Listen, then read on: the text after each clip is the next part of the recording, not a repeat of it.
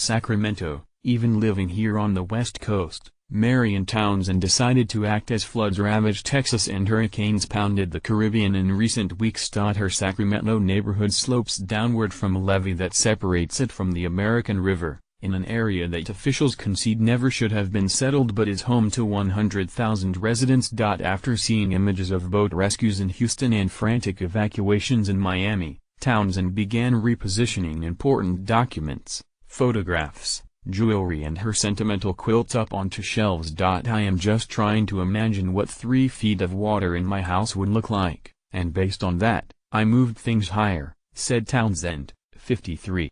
And if the evacuation order comes, I want to know what I should grab. Townsend needs to be reaching even higher. Models show a levee failure could submerge parts of this inland metropolis under as much as 20 feet of water. As Northern Californians are recovering from wildfires and sifting through homes reduced to ash, officials in the state's capital are struggling to prevent another type of natural disaster. Sacramento is more vulnerable to catastrophic flooding than any other major city in the United States except New Orleans, according to federal officials, a threat created by the city's sunken geography. Levees and other flood defenses here and in the surrounding Central Valley have amassed up to $21 billion in needed repairs and upgrades, while Sacramento's population has continued to grow. Just days before Hurricane Harvey slammed into Texas and flooded Houston, a report from the California Department of Water Resources warned that many flood facilities in the Central Valley face an unacceptably high chance of failure. People love to live in places that are at risk for disasters, and this is what happens. Upgrading the systems has been a challenge.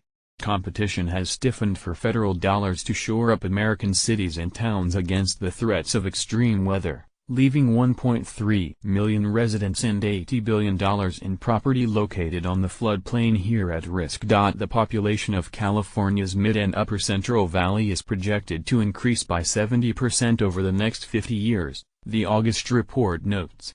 And some experts fear preparing the city for even a 200-year storm will prove insufficient. The big ones are still out there for California, and a major storm certainly has the potential to be our next big one, said Dale Cox, a risk reduction manager for the U.S. Geological Service in Sacramento. Although Sacramento averages just 18 inches of rain annually, large Pacific Ocean storms known as atmospheric rivers periodically strike the coast and settle over the nearby Sierra Nevada mountains. The storms can carry water vapor equal to 25 Mississippi rivers, leading to torrential rain that can fall over snow-packed mountains, said F. Martin Ralph, director of the Center for Western Weather and Weather Extremes at the Scripps Institution for Oceanography. In Sacramento, where the American River flows into the Sacramento River, 180,000 structures are at risk of flooding.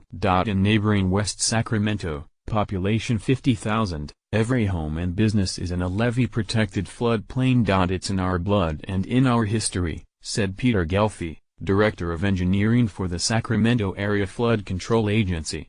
We settled on the banks of the Sacramento River during the Gold Rush era, and we have been defending ourselves ever since. The consequences of misjudging the future potency of Mother Nature here are enormous. If a levee were to break along the American River, which empties into the Sacramento River near downtown, water would start flowing into the city. Although floodgates could be quickly deployed to protect downtown Sacramento from a life-threatening deluge, the water would eventually seep in from other directions, covering much of the area in several feet of water, said Roger Ince, a Sacramento emergency coordinator. The water would continue flowing south and deposit more than 20 feet of water in the Pocket neighborhood, where about 20,000 people live in 1- and 2-story homes. You are not going to see a wall of water coming into Sacramento, but you will see rapid flooding and people not able to get out of their homes, out of care facilities. They are trapped, said Stephen Cantelm, chief of Sacramento County's emergency services. I am much more confident in our levees holding up than I was 10 years ago. But I am concerned 200-year flood protection is not enough. A state life loss formula, which predicts how many people could die as a result of flooding when the threat is averaged over 50 years, estimates 66 deaths annually in the Sacramento River Basin. That number could be lowered to 43 by 2067 if aggressive investment in flood control systems continues. It doesn't mean it will happen every year, said Mike Mirazwa, chief of flood planning for California's water reso.